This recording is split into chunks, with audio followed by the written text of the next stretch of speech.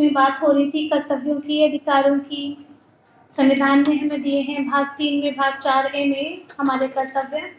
तो यदि कर्तव्यों की बात की जाए तो हम अपने अधिकारों के प्रति तो बहुत सजग रहते हैं कि हमें ये अधिकार मिलने चाहिए, परंतु अपने कर्तव्यों के प्रति हमारी सजगता उतनी अधिक नहीं होती है ना? ऐसा है?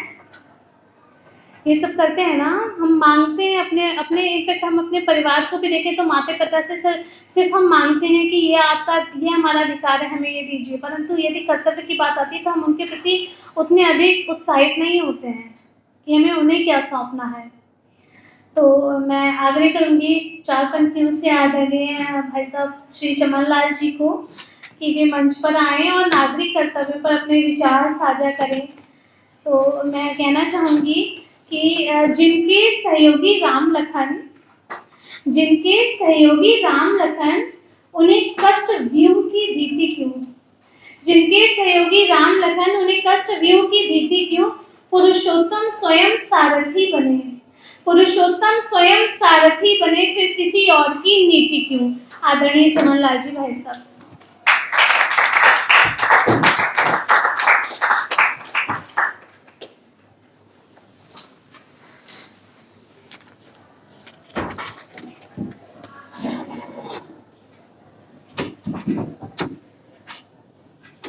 सर्वप्रथम मंचासीन सभी अतिथिगणों को सादर नमस्कार। आज ये संविधान की एक वैचारिक गोष्ठी सशक्त भारत मंच के माध्यम से जो आज आयोजित की जा रही है, जैसे ही संविधान और कर्तव्यों की बात आती है तो कुछ बंधु और भगिनियों के मुख तुरंत मुड़ भी जाते हैं। तो जैसे कर्तव्य की बात आई तो कुछ लोगों को लगा अब कर्तव्यों की बात होगी तो उनका ठीक है, क्योंकि किसी भी परिवार, देश या समाज का यदि संचालन और संवर्धन करना है तो हम सबने अनुभव किया भी होगा, हमारे घर भी अच्छे क्यों चलते हैं? क्योंकि वहां पर एक सहज सरल कुछ कर्तव्य बंधे हुए, और कर्तव्य वो बंधन नहीं है, कोई दबाव नहीं है। कर्तव्य वो सहज स्वीकार होते हैं। जैसे भाई का अपनी बहन के प्रति एक कर्तव्य है, बेटे का अपने माता पिता के प्रति एक कर्तव्य है, ठीक है, ऐसे एक पति का पत्नी के प्रति और पत्नी का पति के प्रति एक कर्तव्य है। जब ये सब संबंध सहज प्रेम और आत्मीयता से जुड़ जाते हैं तो ये उन कर्तव्यों का निर्माण करते हैं जो परिवार का भी और देश का भी संवर्धन करते हैं। वो उसे उत्कृष्ट स्तर पर लेकर जाते हैं, उसे ऊपर बढ़ाते हैं। तो इन्हीं कर्तव्यों के संबंध में आज हम बातचीत करेंगे। तो आदरणीय मुकुंद जी ने शुरू में प्रारंभ में हमें कुछ अधिकारों के बारे में और सहजता से हमारे नागरिक संहिता, तो उसका एक स्पष्टीकरण भी ध्यान करवाया, उसकी कुछ कंपैरिजन एनालिसिस भी हमारे सामने रखी, जिससे हमें अपने अधिकारों की थोड़ा सा और ज्यादा स्पष्टता हो कि हमारे स्वतंत्रता का अधिकार कैसे है, समानता का अधिकार कैसे है, शोषण के विरुद्ध अधिकार हमारा कैसे है, धर्म की स्वतंत्रता का अधिकार कैसे है, संस्कृति का अधिकार कैसे है, शिक्षा का अधिकार कैसे है, और संवैधानिक उपचारों का अधिकार कैसे है। इन सब अधिकारों का ज्ञान उन सब बातों से जो हमने अभी चर्चा सुनी मुकुंद जी के माध्यम से, वो ध्यान में आती है। प्रारंभ में जब 26 जनवरी 1950 में भारतीय संविधान वो भारत के सामने आया और उसे स्वीकार किया गया, तो उस समय अधिकारों का वर्णन तो था,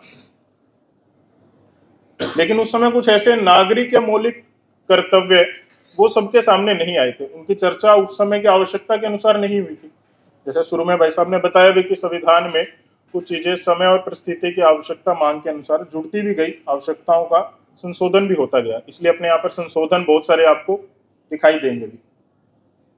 1976 में जब इमरजेंसी के बाद, इमरजेंसी का जो समय था, तो उस समय पर कैबिनेट मिनिस्टर थे सरदार स्वर्ण सिंह जी। तो उनकी एक कमेटी बनी और उस कमेटी ने उस समय पर 10 कर्तव्य वो संविधान में जोड़े। वो उस समय का 42वां संशोधन था।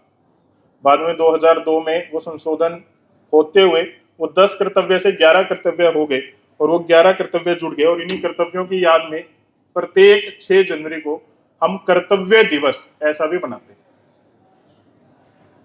तो ये जो कर्तव्यों की सिर्फ बात होती है, तो जैसा मैंने शुरू में प्रारंभिक पंक्ति में कहा था कि यदि परिवार अच्छा चलाना है, देश अच्छा चलाना है, तो कर्तव्य चाहिए ही। मैं जब पढ़ाई करता था, वैसे तो मैं साइंस का स्टूडेंट हूँ, फोरेंसिक साइंस मैंने पढ़ाई की हुई है, लेकिन संस्कृत भी पढ़ता था, तो एडिशनल सब्जेक्ट एक संस्कृत भी था। तो उसमें उस समय एक चैप्टर होता था, दंड प्रजा सर्व शास्ति, अर्थात दंड ही प्रजा पर शासन करता है।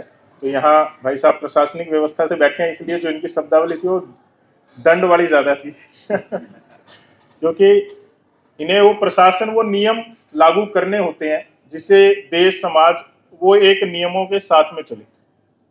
तो इसलिए ये तो अपने पुराने ग्रंथों से भी और बाकी सबका संदर्भ भी ध्यान करवाया, वो वहां पर उल्लेखनीय भी है। तो ठीक है, जिस प्रकार अधिकार हैं, अगर उन अधिकारों का कोई हनन करता है तो हम सबको ध्यान है उसे क्या मिलती है? सजा मिलती है। कोई भी व्यक्ति है वो अधिकारों को छीनेगा, अधिकारों को तोड़ेगा, अधिकारों का हनन करेगा तो सजा मिलती है। लेकिन कर्तव्य ऐसे हैं, उनके बिहाफ पे सजा तो नहीं है। हाँ, उनके बिहाफ पे कुछ कानून जरूर बने हुए हैं जिनके आधार पर सजा दी जाती है, लेकिन कर्तव्य यदि कोई पालन नहीं करता तो उसकी कोई सजा नहीं है, वो सहज स्वीकार करने के लिए प्रस्तावित है कि यदि समाज को अच्छा बनाना है तो उन कर्तव्यों का पालन करना चाहिए। इसलिए यदि आप देखेंगे जो उनसे विकसित देश दिखाई देते हैं, उन सब विकसित देशों में उन कर्तव्यों का पालन ही ज्यादा होता है, इसलिए वो विकसित देशों की श्रृंखला में आगे हमें दिखाई देते हैं। आपने बहुत सारे उदाहरण सुने होंगे विदेशों में, बहुत सारी जगहों पर कुछ चीजें इंप्लीमेंट इसलिए है क्योंकि वो समाज के व्यवहार में आ चुकी है, आदत में आ चुकी है। अपने यहाँ पर कोई गली मोहल्ले में जाता हुआ केला खाएगा, छिलका फेंक देगा, क्यों?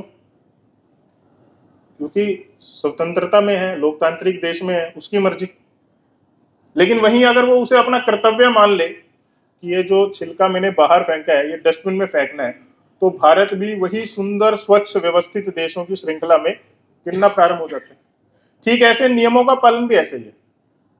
कई बार आप सब तो यहाँ बैठे हो में से ऐसा कौन कौन है जो टू व्हीलर चलाते हैं, स्कूटी या बाइक चलाते हैं? ऐसे कौन कौन है? हाँ, मतलब चलानी आती है। हाँ, ठीक है। तो अब जब चलाते हैं तो सामान्य एक प्रचलन देखने में आता ही है, हेलमेट कब पहनते हैं? जब सामने कौन खड़े हो?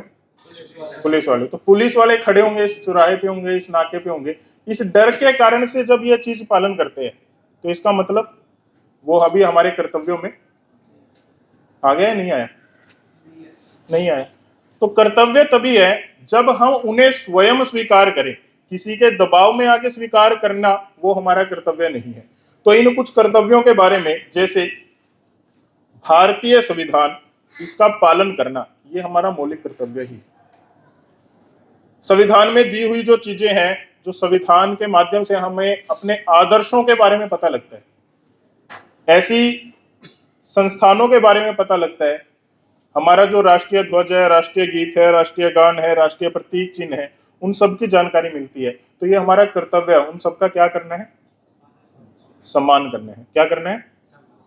तो ये जो संविधान के माध्यम से जो चीजों का हमें ज्ञान हुआ है, उन सब चीजों का हमें सम्मान करना, ये हमारा नागरिक कर्तव्य है।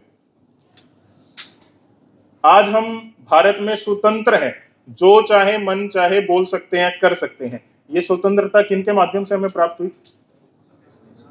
तो उस संविधान को भी जीवित बनाने के लिए हमारे देश में इतने सारे स्वतंत्रता सेनानी हुए जिनके माध्यम से हमें वो स्वतंत्रता प्राप्त हुई। तो स्वतंत्रता से प्रेरित जो विचार हैं, जो आदर्श हैं, उन सब का पालन करना ये भी हमारी एक नागरिक कर्तव्य है। पीछे बांग्लादेश में आंदोलन हुआ, सबको ध्यान है, तख्ता पलट भी हुआ। आप सोच के देखिए उस तख्ता पलट में मूवमेंट क्या थी। तो आप तो सब न्यूज मीडिया देखने वाले भी हैं, ध्यान भी होगा। तो बांग्लादेश को स्वतंत्र तक कराने में हम सबको भी ध्यान है, उस समय 90,000 से ज्यादा भारतीय सैनिकों ने भी, है ना, वहां पर योगदान दिया। पाकिस्तान के 90,000 से ज्यादा सैनिकों को कैद किया, 5,000 से ज्यादा सैनिक भारत के भी शहीद हुए। तो ऑब्वियस ही बात है कि बांग्लादेश की स्वतंत्रता में भारत का भी योगदान था।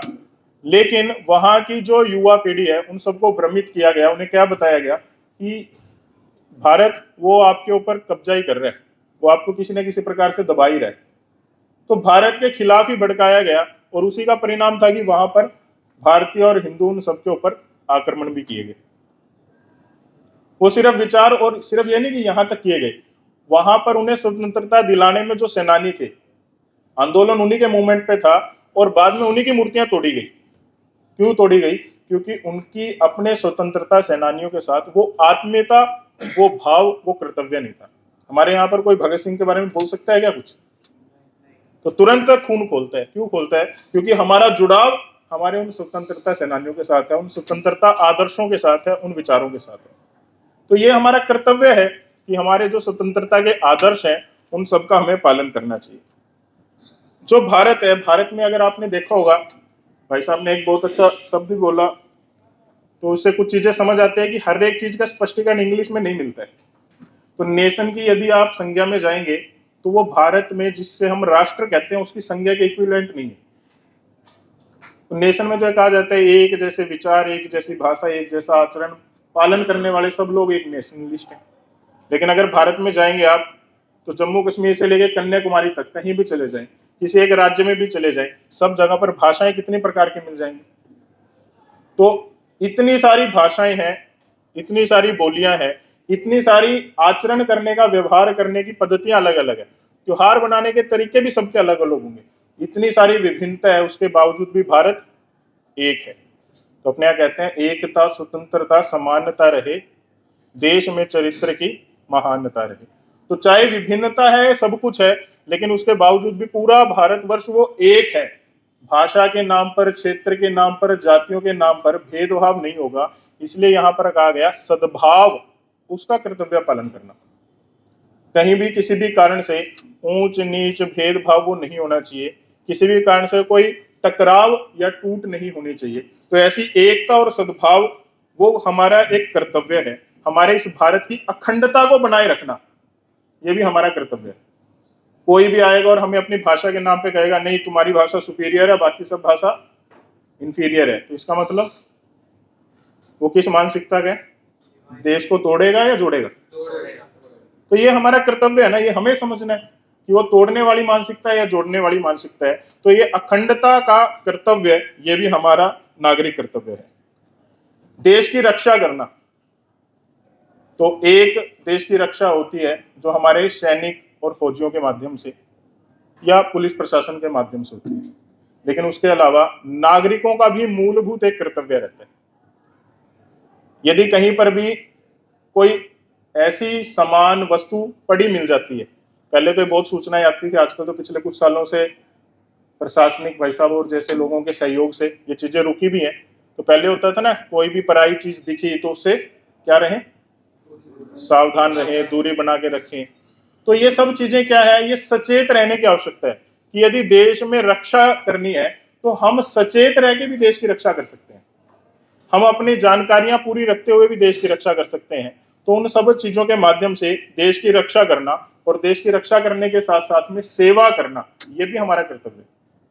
अभी आपदा आई, भारतवर्ष में कहीं भी कोई आपदा आती है, आपने देखा होगा, हम कहीं भी हो, खासकर दिल्ली में तो बहुत आसानी से देखने को मिलता है, तो उस आपदा से निपटने के लिए कुछ ना कुछ ड्राइव चल पड़ती है ना। कोई कपड़े इकट्ठे करने लगता है, कोई पैसे इकट्ठे करने लगता है, कोई ऐसे अन्य सामग्रियां, वो राशन, कच्चा राशन वो इकट्ठा करने लगता है। क्यों करने लगता है? वो सहायता क्यों कर रहा है? क्योंकि वो उसका कर्तव्य है। वो भारत वो हमारा है, जिस प्रकार से हमारा कोई शरीर है, उस शरीर की भुजाएं भी है, नाक भी है, पैर भी है, सब हिस्से हैं, तो उसी प्रकार से भारतवर्ष का भी पूरा हिस्सा वो उसका घटक है। उस पूरे को मिला के भारत एक अंगभूत है। तो यदि कहीं पर भी कुछ होता है, अगर हमारे पैर में या हाथ में कहीं चोट लग जाए, तो हम क्या करते हैं? उस हाथ को पड़ा रहने देते हैं या उसकी सहायता करते हैं, उस हाथ को सेव करते हैं, उसे दोबारा उसी अवस्था में लाने का प्रयास करते हैं। ठीक ऐसे ही भारतवर्ष है, वो भारत का अंगभूत घटक है, भारत की अखंडता का एक हिस्सा है, इसलिए उसकी सेवा करना वो हमारा क्या है? कर्तव्य है। तो ऐसा हमारा नागरिक कर्तव्य, उसका हमें पालन करना। भारत में जितनी भी धरोहर है, वो सब धरोहर भारत का प्रतीक मात्र नहीं है, ऑर्नामेंटल चीजें नहीं है मात्र, वो भारत की पहचान है, वो भारत की संस्कृति है, वो भारत की जड़ है जिनसे जुड़ाव है।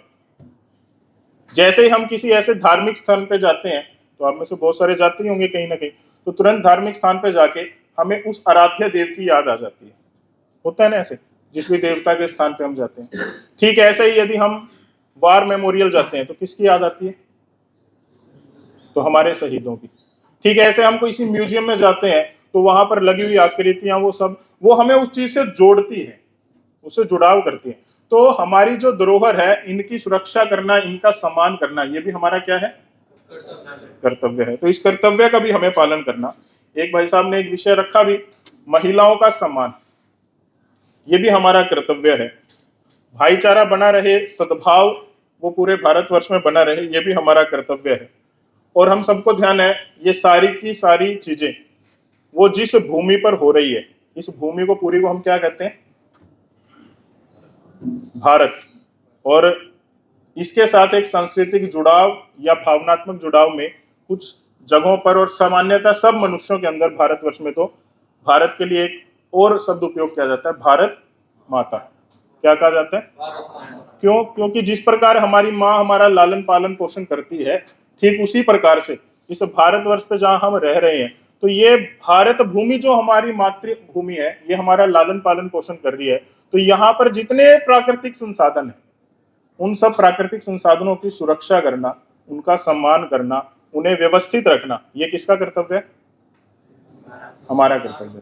तो ये भी हमारे उस नागरिक कर्तव्य में प्राकृतिक सुरक्षा के संदर्भ में है। हमारी जितनी भी सार्वजनिक संपत्ति है, जैसे आपने अभी देखा होगा भारतवर्ष के चारों तरफ के देश सब में हिंसा हुई, और हिंसा का परिणाम क्या हुआ? वो देश विकसित हुआ या और घटित हुआ? कमजोरी होता गया। क्यों कमजोर होता गया? क्योंकि उन्होंने अपने ही संसाधनों को नुकसान पहुंचाया। भाई जब देश हमारा है, इस देश के सारे संसाधन भी किसके हैं? अब विरोध करना है तो क्या वो हिंसक रूप में या घटनाओं के रूप में ही किया जाएगा? पहले ठीक है, स्वतंत्रता से पहले एक मूवमेंट होती थी, उसका कारण था शासन हमारा नहीं था, सरकार हमारी नहीं थी, कुछ भी हमारा नहीं था, तो नुकसान किया जाता था ताकि अल्टीमेट उनके ऊपर नुकसान पहुंचाया जाए। लेकिन आज के समय पर सारा टैक्स कौन देते हैं? हम देते हैं। सारी जो संसाधन है वो किनसे विकसित हुए हैं? उन टैक्स की संपत्तियों से विकसित हुए। जब सब कुछ हमारा ही है तो उसे नुकसान पहुंचाना, क्या ये ठीक है? तो हमारे यहाँ भारत में जितने भी संसाधन है उन सब की सुरक्षा करना, उन सबको बचाना, वो भी हमारा क्या है? अपना कर्तव्य है। ऐसे हम विद्यार्थी हैं, यहाँ बैठे हुए अधिकतम स्टूडेंट हैं, तो व्यक्तिगत हमारा जीवन अभी वो विद्यार्थी जीवन ही है। विद्यार्थी जीवन में अच्छी शिक्षा ग्रहण करना, ये भी हमारा क्या है? कर्तव्य है। क्योंकि अगर अच्छी शिक्षा ग्रहण करेंगे तो क्या प्राप्त होगा? कोई ना कोई एक सम्मानजनक स्थान प्राप्त होगा ना। वो सम्मानजनक स्थान जो हमें प्राप्त होगा वो किसके उत्थान या किसको आगे ले जाने में काम आएगा? इस देश को ही ले जाने में काम आएगा। ये तो है नहीं कि कोई पढ़ा लिखा है और वो फिर बेकार हो गया। पढ़ाई लिखाई के बाद हमारा और विकास होता है और उत्थान होता है। तो वो जो व्यक्तिगत या सामाजिक हम जो भी गतिविधि करते हैं, उन सब गतिविधियों से हमारा देश उत्कृष्ट जाता है। इसलिए अपनी उन गतिविधियों को भी संभालना, उन गतिविधियों पे भी फोकस करना। पढ़ाई सिर्फ इसलिए नहीं करनी है कि घर वाले पैसे दे रहे हैं या घर वालों ने कहा है। पढ़ाई किसके लिए समझ के करनी है? अपने इस देश के लिए एक अपना क्या समझना है? कर्तव्य समझना है। जो व्यवसायी लोग हैं, बाकी सब बैठे हैं, जो प्रोफेशन में है या किसी जॉब में है, तो उन्हें अपना वो व्यवसाय या अपनी जॉब वो अपना एक कर्तव्य समझ के करना चाहिए। यदि आप उस जॉब पे, उस प्रोफेशन में रहते हुए रिश्वत लेते हैं, है ना, तो फिर वो क्या है? वो कर्तव्य है या नहीं है? ऑब्वियस ही बात है। तो हम उस जॉब पे हैं तो जॉब पे रहते हुए ये सब चीजें, जो गलत चीजें वो नहीं करनी है। ये हमारा वो कर्तव्य है जो हमें एहसास करवाता है, उन चीजों से जोड़ता है। ठीक है, ऐसे हमें जो शिक्षा का अवसर है, अब हम सब तो यहाँ पढ़ चुके हैं, मैं एक वाक्य बोलता हूँ, आपने सबने उसे पीछे दोहराना है। बोलिए, ईच वन टीच वन। बहुत आसान है ना, लेकिन इसे इंप्लीमेंट करना शब्द सुनने में लगता है बस ईच वन टीच वन, लेकिन मेरा जीवन जो इस शिक्षा हमें सब प्राप्त हुई है, आप विदेशों में शायद किसी ने अगर अनुभव किया हो या जाके अनुभव कर सकता है, तो एक बार मैं कहूंगा कि आप प्रयास कीजिएगा तो ध्यान आएगा शिक्षा कितनी महंगी होती है। हम भारतवर्ष में हैं, हमारे यदि नर्सरी क्लास से लेके पीएचडी तक की पढ़ाई देखें तो लाखों रुपए भारत के कारण से हमारे ऊपर इन्वेस्ट होते हैं यदि हम अपनी पूरी पढ़ाई कर रहे हैं। तो जब हम इतना कुछ अध्ययन कर रहे हैं और भारत देश हमारे ऊपर इतना कुछ इन्वेस्ट कर रहा है, तो ये हमारा मौलिक कर्तव्य बनता है कि हमें अपनी उस शिक्षा को भी क्या करना चाहिए, बांटना चाहिए। तो इसलिए ईच वन टीच वन, तो ये एक फॉर्मूला भी हमें शिक्षा के लिए अवसर प्रदान करना चाहिए। तो इसके लिए बहुत सारे सरकारी संस्थान भी हैं, जैसे एनएसएस, एनसीसी, स्काउट्स, नेहरू युवा केंद्र, इस प्रकार के बहुत सारे सरकारी संस्थान भी हैं जो इन कर्तव्य और इन सब चीजों के पालन करवाने में सहयोग कर रहे हैं। बहुत सारे गैर सरकारी संस्थान, एनजीओ जिसे हम कहते हैं, जैसे राष्ट्रीय स्वयंसेवक संघ, सेवा भारती, है ना, ऐसे और भी अन्य बहुत सारे संगठन जो इन सब प्रकार के कार्य बिना सरकार की सहायता के भी कर रहे हैं। सिर्फ उद्देश्य एक ही है कि हमारे जो मौलिक कर्तव्य उन सबका हम पालन करें, उन सबका पालन करते हुए अपने देश के उत्थान के लिए आगे बढ़े। यदि कहीं भी, ये तो मैंने कुछ आपको कर्तव्य बताए जो अपने संविधान में लिखे हुए हैं, जो 11 कर्तव्य, लेकिन इन 11 कर्तव्यों तक ही मात्र सीमित नहीं रहना। इसके अलावा कुछ व्यवहारिक और शिष्टाचार की बातें भी हमें ध्यान आती हैं। जैसे रेड लाइट हुई तो ट्रैफिक क्रॉस करनी है नहीं करनी, अभी हम सबको ध्यान ही है, लेकिन कई बार उत्साह में अरे छोड़ो, कोई नहीं है, कोई नहीं देख रहा, अभी तो ट्रैफिक है ही नहीं है, रात है। ये सारे वो चीजें जो मन को कमजोर बनाती है। जब मनुष्य के मन में वो नियम सामने है, वो उसी को पता है, वो पालन उसी को करना है, लेकिन वो मन की कमजोरी के कारण से उसे तोड़ देते हैं। हमेशा लेफ्ट साइड में ही हमें रखना है अपना वाहन, वो बड़े वाहन है वो राइट साइड में ड्राइव करने हैं। ये सारी जो नियम है, ये सारे अपने एक संवैधानिक कर्तव्यों के माध्यम से हम सब तक प्रस्तुत हैं। लेकिन कई बार आपने देखा होगा, रोड पे जाते हुए कोई दुर्घटना हो जाए तो सामान्य प्रचलन क्या है? मान लो कोई दुर्घटना होगी, सामान्य प्रचलन क्या होता है? तो तुरंत फोन निकल जाता है, फोटो वीडियो निकलने लग जाती है। लेकिन हमारा कर्तव्य क्या बनता है? वहां पर हमें क्या करना चाहिए? तुरंत पुलिस को और एम्बुलेंस को फोन करना चाहिए, तुरंत जानकारी देनी चाहिए। हमसे जो हो सकता है वहां पर तुरंत कोई साधन मंगवा सकते हैं, अन्य कुछ सुविधा कर सकते हैं। तो जो भी हो सकता है उस चीज से पार पाने के लिए हमें वो सहायता करनी चाहिए। ये भी हमारा क्या है? कर्तव्य है। देश भर में स्वच्छता रखना, हम जहां रहते हैं, सामान्यतः तो जानवरों का भी स्वभाव देखा होगा, कुत्ता भी कहीं बैठता है तो पहले क्या करता है? पूंछ घुमाता है और उस एरिया को साफ करता है। मनुष्य है वो कुत्ते से गया गुजरा है या उससे श्रेष्ठ है? तो अब हमें तय करना है कि वो स्वच्छता का पालन हमें करना है या नहीं करना है। तो ऑब्वियस सी बात है, तो ये भी हमारा क्या है? कर्तव्य है। कोई कहेगा इसलिए स्वच्छता करनी है, या हमें दिखाई दे रहा है मनुष्यों का शहर है, मनुष्यों का स्थान है और वहां पर गंदगी है, उसे दूर करना है, तो इस कर्तव्य का एहसास करना। ठीक ऐसे हम भारतवर्ष में रहते हैं और भारतवर्ष में दो और हमारे कर्तव्य बढ़ जाते हैं, क्योंकि भारत दुनिया का सबसे बड़ा लोकतांत्रिक देश है। कैसा देश है? तो यहाँ पर हमारे पास एक अधिकार है लोकतांत्रिक व्यवस्था में, वो क्या है? वोटिंग, मतदान। तो ये मतदान एक ऐसा अधिकार है, ये अधिकार भी है और हमारा मौलिक कर्तव्य भी है कि यदि हम चाहें तो जो भी सरकार या जैसा भी निर्णय लेना चाहें वो प्रत्येक नागरिक ले सकता है। लेकिन सामान्यतः कुछ जनों के अंदर, सबके अंदर नहीं, मोर देन 60, 70, 80% तो सब जगहों पर वोटिंग हो भी जाती है, लेकिन बहुत सारे लोगों के मन के अंदर क्या रहता है कि जिस दिन वोटिंग है उस दिन क्या करना है? हाँ तो छुट्टी है, कहीं घूम के आते हैं। तो ये वो कमजोर करने की मानसिकता का स्वभाव है। यहां पर हमारा कर्तव्य बनता है कि 100% मतदान, 100% वोटिंग वो हमें करनी चाहिए।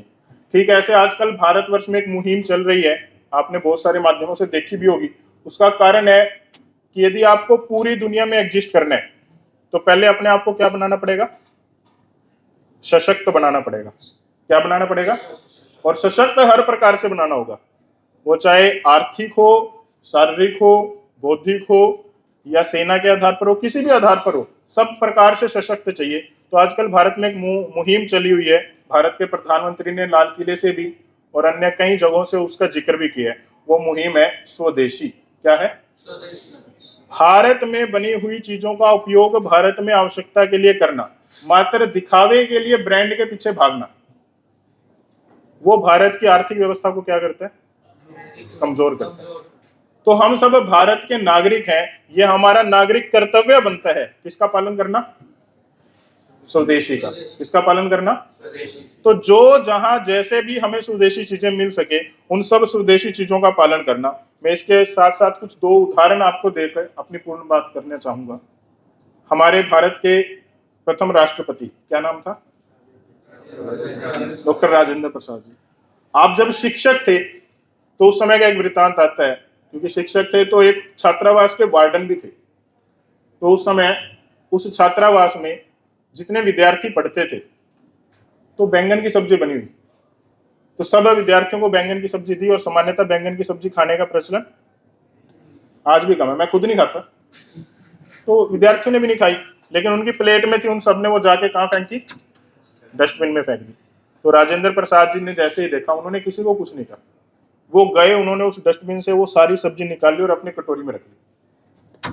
अब आप सोच के देखिए कि एक शिक्षक के द्वारा अपनाया गया आचरण, उसका प्रभाव क्या पड़ा। तो तुरंत सब विद्यार्थी हाथ जोड़ के खड़े हो गए, उनके पास से वो कटोरी छीन ली। तो इससे एक चीज समझ आती है कि कर्तव्य मात्र बोलने से पालन नहीं होंगे, कर्तव्य अपने आचरण में और अपने व्यवहार में लाने से पालन होंगे। स्वामी राम तीर्थ जी, सबने नाम सुना ही होगा। तो एक बार वो जापान की यात्रा पे थे, तो जापान में गए, तो रेल से यात्रा कर रहे थे, तो एक स्टेशन पे उतरे फल लेने के लिए, लेकिन उन्हें कोई ताजा फल नहीं मिला। अगले स्टेशन पे दोबारा उतरे, कोई ताजा फल नहीं मिला। तो बैठे बैठे ऐसे ही बोल रहे थे कि यार कैसा देश है, यहाँ कोई ताजा फल ही नहीं है। तो तुरंत उनके सामने एक जापानी बैठा हुआ था, उससे अगले स्टेशन पे वो गया, उनके लिए ताजा फल लेके आया। जैसे आके उन्होंने राम तीर्थ जी को दिया, वो बड़े खुश हुए, अरे वाह ताजा फल मिल गए। तो उन्होंने पूछा इसका मूल्य क्या है, कितनी राशि है, क्या देना है। तो उन्होंने कहा जी बस इसका मूल्य ये, आप अपने देश में जाके ये मत कहना कि जापान में ताजा फल नहीं मिले। पूरे वृत्तांत से समझ के आता है कि ये देश ये मेरा है, इस देश में अच्छा या बुरा कुछ भी होगा वो किसका है, मेरा है। इस देश की शान सब जगह बननी चाहिए, वो कर्तव्य किसका है, मेरा है। तो आप सोचिए इतनी प्रेरणादायक उदाहरण हमें जापान से मिला, इसलिए तो आज हम जापान को देखते हैं, इतने न्यूक्लियर विस्फोट वहां पर होने के बावजूद भी आज भी वो विकसित देशों की श्रृंखला में आगे खड़े। एक वहीं का जापान का एक उदाहरण आता है। तो वहीं एक कोई यात्री यात्रा कर रहे थे, उन्होंने अपनी पुस्तक में लिखा कि जब मैं जापान में यात्रा कर रहा था तो मैंने देखा एक व्यक्ति वहीं का जापानी, तो वो अपने साथ सुई धागा लेके आए हुए, और जो सीट फटी हुई थी उस सीट को सील रहा है। तो जैसे उसने वो सीट सीलना शुरू किया, तो ये इसके मन में भी क्यूरियोसिटी हुई है क्यों सील रहे हैं। तो उसने पूछा, तो उसने बताया कि यहाँ के संसाधन किसके हैं, हमारे हैं, इन सब संसाधनों को सुरक्षित करना हमारा कर्तव्य है। शायद किसी कारण से फट गई होगी, तो वो सीलने का वो अपना कर्तव्य समझ रहे हैं। तो आप सोच के देखिए, ये सारे जो कर्तव्य के बिंदु है बहुत बड़े बिंदु नहीं है, ये सारे वो छोटे छोटे से बिंदु है जो हम अपने आचरण व्यवहार में यदि डाल लेंगे तो हम अपने भारत को उत्कृष्ट, श्रेष्ठ और उत्थान के स्तर पर भी देख पाएंगे। अंत में सिर्फ एक पंक्ति, देश हमें देता है सब कुछ, हम भी तो कुछ देना सीखें। इस भाव के साथ हम अपने नागरिक कर्तव्यों का पालन करें। धन्यवाद।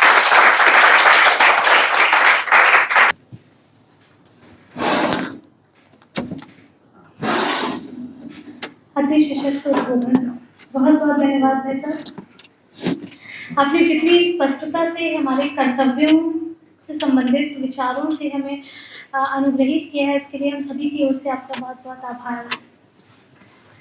वास्तव में जैसे आपने कहा कि ईच फंड टीच फंड, ये विचार पहली बार सुना और बहुत अच्छा लगा। इस सब पर यदि हम आगे बढ़े तो वास्तव में हम देश को एक नई दिशा दे सकते हैं। जिस प्रकार आपने कर्तव्यों की चर्चा की है और आपने कहा कि समाज में यदि हम व्यवहार में अपने कर्तव्यों को ले आएंगे तभी कुछ न कुछ नया हमें प्राप्त हो सकता है। कर्तव्य वास्तव में हमारी निष्ठा है, निष्ठा से ही हमें इसकी प्राप्ति हो सकती है। आइए कार्यक्रम को एक नई दिशा देते हैं।